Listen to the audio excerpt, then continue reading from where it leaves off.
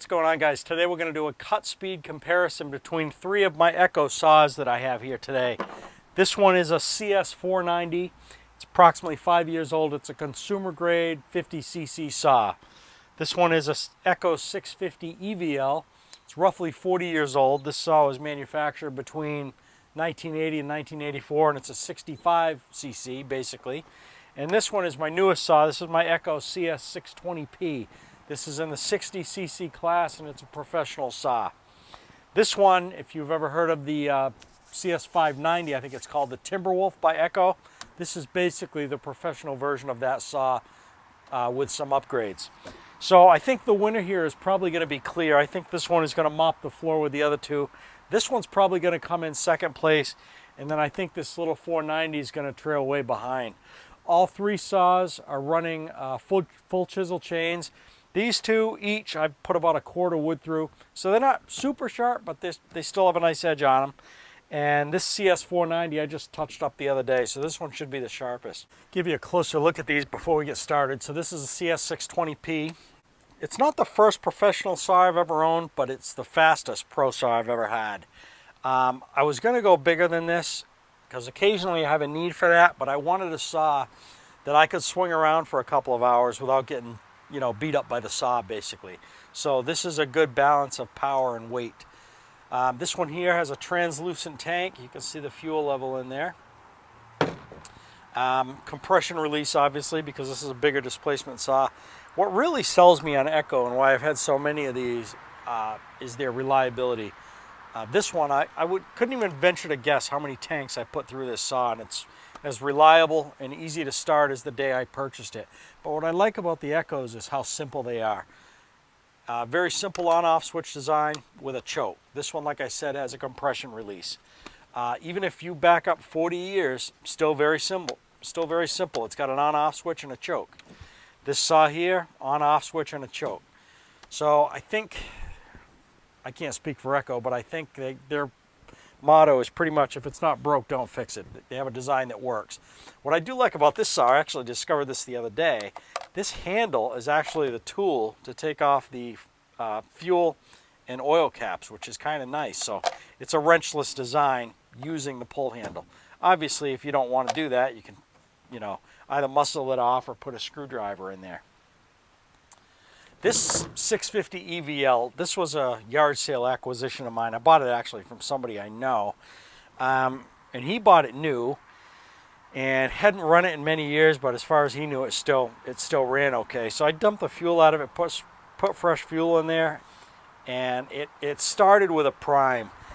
I don't know if this thing would start without me priming it first or not, because I don't feel like pulling it as many times as it would take to find out. But we're going to put a shot of fuel down the carb today, get this thing to start. This one, if I didn't mention it before, does not have a chain brake on it. Pretty primitive saw. I'm going to warm up all three of these saws. Once they're good and warm, we'll do our cut speed test here.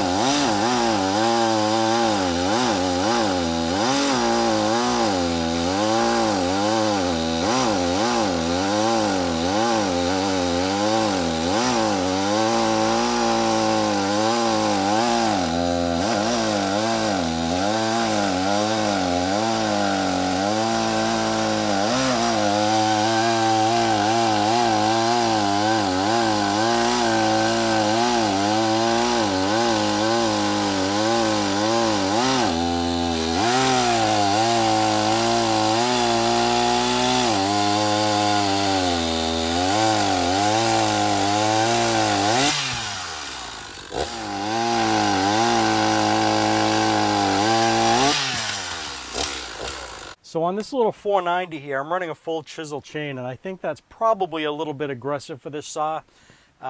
Plus it doesn't have a ton of power, so you saw that struggling a little bit. This 650 EVL, this thing's a handful. Not to mention it's loud even with earmuffs on. You'll notice the exhaust discharges on the bottom right, unlike the saws of today that discharge out front. The fuel and oil fill are in the front of the saw. This thing, I haven't touched this saw except fixing an issue with the recoil. It's a little bit finicky, and it's oiling like crazy. I'm not even going to look at it because I don't intend to keep the saw, but it'll dump oil down your leg and sling it all over the place. And obviously this 620p here, I don't know what the time was. I'll put it at the bottom of the clips, but this thing is a powerhouse for what it is. You know, another thing that sold me on Echo, and I don't have anything against any brand. I think if you buy a big 3 reputable saw, you're getting a great saw. But what really sold me on Echo and kind of got me into them initially was their price point. This saw is in the, I can't remember exactly what it was, $630 to $650 range at the time of this video. And if you try to buy a pro saw from one of the other manufacturers, you're going to pay considerably more than that. Now, do they have features that are better than Echo? Probably, and this probably has some features that would be nice to have on those saws as well. But anyway, thanks for watching. We'll see you on the next video.